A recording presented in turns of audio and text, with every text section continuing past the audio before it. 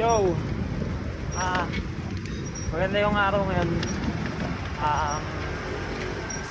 Naayos ko na yung bike. Tapos nakapaglaro. Kaya uwi na tayo para magpahinga. Ganito mo, straight lang yan. Solid. Kasi maayos na yung setup ko. Pero hindi pa talaga maganda yung gulong kasi malambot. Pero maganda siya pang biyahe. Yung gulong ko sa likod na interior, mali pa yung size, kaya meron siyang alog kasi parang pinilit. 27.5 kinabit ko sa 700C. Kala ko sa kaya eh.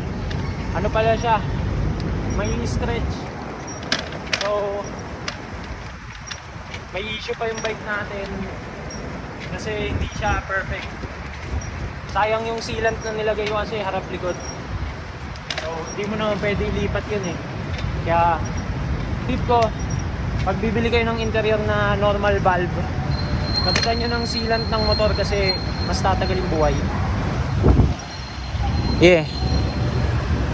Pako. Ang aming hood. Amin ang pako. Mga walang pumapalag sa amin dito sa pako. Kasi amin to.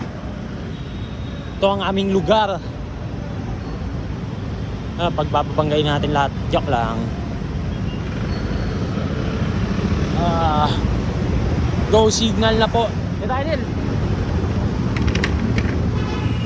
mahirap sumingit yan eh.